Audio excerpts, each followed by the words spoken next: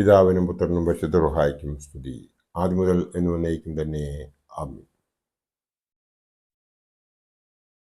കർത്താവിൽ പ്രിയ വിശ്വാസികളുടെ സമൂഹമേ, കുഞ്ഞുങ്ങളെ, നിങ്ങളെ ഏവരെയും വീണ്ടും വരുമെന്ന് അറിയിച്ചത് ഉദ്ധിതനായ കർത്താവായ യേശു ക്രിസ്തുവിന്റെ നാമത്തിൽ പ്രഭാതവചനത്തിലേക്ക് വളരെ വിനീതമായി സ്വാഗതം ചെയ്യുന്നു. ഇന്ന് പറയുവാൻ ആഗ്രഹിക്കുന്നത് ഉൽപ്പത്തി പുസ്തകം.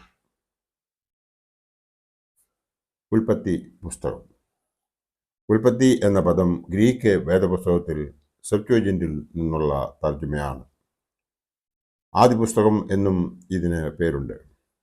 സുനഗോഗുകളിൽ പുസ്തകങ്ങളെ സൂചിപ്പിക്കുന്നതിന് അതിലെ ആദ്യത്തെ പദം ഉപയോഗിച്ചിരുന്നു. എബ്രായ ഭാഷയിൽ ബറേഷീത്ത് ആദിയിൽ എന്നാകുന്നു ഇതിൻ്റെ സംജ്ഞ. പഞ്ചഗ്രന്ഥങ്ങൾ എഴുതിയത് മോശെ എന്നായിരുന്നു കരുതപ്പെട്ടിരുന്നത്. പുരോഹിതന്മാർ, പ്രവാചകന്മാർ, റാബിമാർ, ദാർശനികർ മുതലായവർ തങ്ങളുടെ പ്രത്യേക കാഴ്ചപ്പാടിലൂടെ പാരമ്പര്യ വിശ്വാസത്തെ രേഖപ്പെടുത്തിയിരിക്കണം. അങ്ങനെ പഞ്ചഗ്രന്ഥങ്ങളുടെ ക്രോഡീകരണത്തിനും അവരും പങ്കാളികൾ ആയി എന്ന് പഴയ നിയമ പണ്ഡിതന്മാർ ഇന്ന് പൊതുവെ വിശ്വസിക്കുന്നു. വിവിധ കാലഘട്ടത്തിലെ പ്രത്യേകതകൾ ഉൾക്കൊള്ളുന്ന രേഖകൾ കൂട്ടിച്ചേർത്താണ് ഉൽപ്പത്തി പുസ്തകമെന്ന് സൂക്ഷ്മമായി ഉള്ള പരിശോധനയിൽ നമുക്ക് കാണുവാൻ സാധിക്കും. യാഗവിസ്റ്റ് ഇതിഹാസങ്ങൾ ജെ രേഖ എന്നാണ് പറയുന്നത്.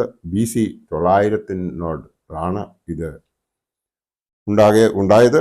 ഏലോഹിസ്റ്റ് പാരമ്പര്യം ഈ രേഖ BC 750 ഇത് ഉണ്ടായത് എന്ന് കരുതുന്നു. പൗരോഹിത്യ ആരാധന ചരിത്രം P രേഖ BC 550 ഇത്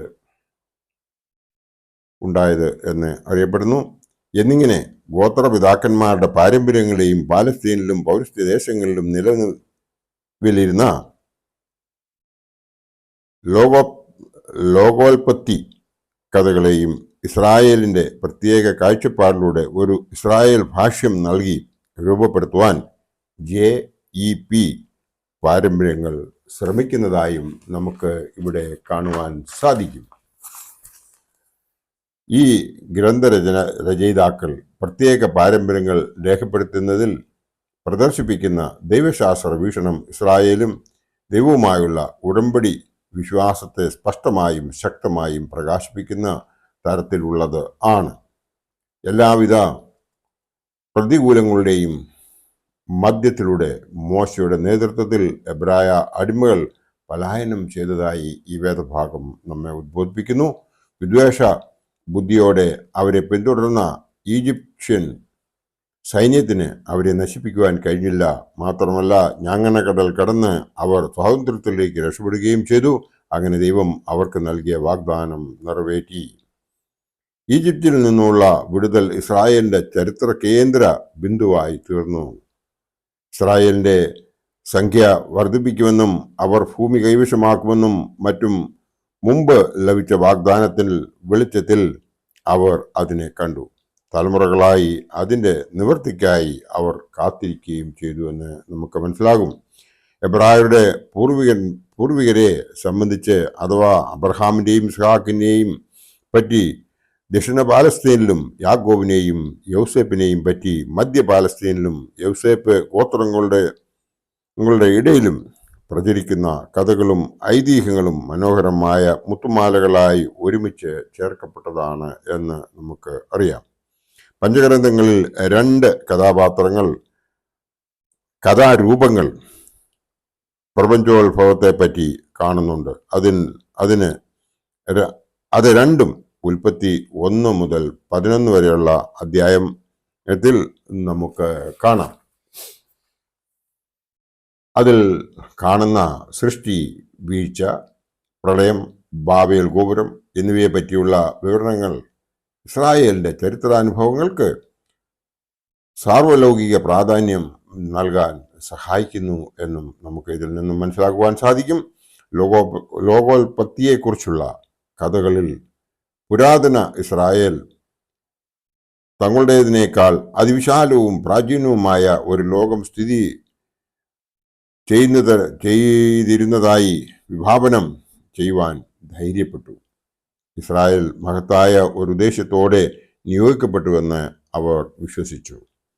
ഉൽപ്പത്തി പുസ്തകത്തിൻ്റെ 1-ാമത്തെ ഭാഗം, അതായത് 1-ാം അധ്യായം മുതൽ 11 വരെ വിശ്വോദ്ഭവ ചരിത്രമാണ്. ഇസ്രായേൽ ലോക ചരിത്രത്തിൽ രംഗപ്രവേശനം ചെയ്യുന്നതിനെ ദൈവശാസ്ത്രത്തിൻ്റെ ചട്ടക്കൂട്ടിലാണ് പ്രതിപാദിക്കുന്നത്. ഇങ്ങനെ ഉൽപ്പത്തി പുസ്തകത്തിൻ്റെ 2-ാം ഭാഗം 12 മുതൽ 50 വരെയുള്ളതിൽ രത്നചുരുക്കം ഒരുക്കിയിരിക്കുന്നതായി നമുക്ക് കാണുവാൻ സാധിക്കും. ഇവിടെ അബ്രഹാമിനോടുള്ള ദൈവത്തിൻ്റെ വാഗ്ദാനം സംബന്ധിച്ച കഥകളും 12-ാം അധ്യായം മുതൽ 25-ാം അധ്യായം വരെ ആ വാഗ്ദാനത്തിൻ്റെ ധാരാവാഹികളായ ഇസ്ഹാക്കിൻ്റെയും യാക്കോബിൻ്റെയും കഥകളും 26-ാം അധ്യായം മുതൽ 36 വരെയും 38-ാം അധ്യായത്തിലും നമുക്ക് കാണുവാൻ സാധിക്കും. യോസേപ്പിൻ്റെ കഥ 37-ാം അധ്യായത്തിലും 39 മുതൽ 50 വരെയുള്ള അധ്യായങ്ങളിലും നമുക്ക് കാണുവാൻ സാധിക്കും. പിതാക്കന്മാർക്ക് ലഭിച്ച വാഗ്ദാനം ഇസ്രായേലിൻ്റെ അവകാശമാണ് എന്ന് കാണിക്കുന്ന സംഭവങ്ങളെ സംബന്ധിക്കുന്ന ഖണ്ഡികയായി നിലനിൽക്കുന്നു. താമ്രയുഗം എന്നറിയപ്പെടുന്ന, അതായത് BC 1700 മുതൽ 1200 വരെയുള്ള കാലഘട്ടത്തിൻ്റെ മധ്യത്തിലും അവസാനത്തിലുമാണ് അവരുടെ ചരിത്രകാലം എന്നും നമുക്ക് ഇതിൽ നിന്നും മനസ്സിലാക്കുവാൻ സാധിക്കും. അബ്രഹാം, ഇസ്ഹാക്ക്, യാക്കോബിൻ്റെ 12 പുത്രന്മാർ എന്നിവരുടെ സഞ്ചാരങ്ങളെ പുരാതന പശ്ചിമേഷ്യയിലെ ഇടയവർഗക്കാരുടെ ഫലഭൂയിഷ്ഠമായ പ്രദേശങ്ങൾ തേടിയുള്ള യാത്ര എന്ന പോലെ മിഴിവോടെ വർണ്ണിച്ചിരിക്കുന്നതായി നമുക്ക് ഇതിൽ കാണുവാൻ സാധിക്കും. നാം ഈ സമ്മറി മനസ്സിലാക്കിയതിന് ശേഷം നാം ഉൽപ്പത്തി പുസ്തകം വായിക്കുന്നുവെങ്കിൽ ഇതിൽ 50 അധ്യായങ്ങളും 1533 വാക്യങ്ങളും ഉള്ളതായി നമുക്ക് കാണുവാൻ സാധിക്കും. ഇത് വായിച്ചതിന് ശേഷമാണ് പിന്നീട് പുറപ്പാട് പുസ്തകം വായിക്കുമ്പോൾ അത് നമുക്ക് കൃത്യമായിട്ട്, അതായത് ഇസ്രായേൽ ജനങ്ങളുടെ മിസ്രൈമിൽ നിന്നുള്ള ആ പുറപ്പാടിനെക്കുറിച്ചും ഒക്കെ നമുക്ക് മനസ്സിലാക്കുവാൻ സാധിക്കും. അതിന് ദൈവം നമ്മളെ എല്ലാവരെയും അനുഗ്രഹിക്കട്ടെ.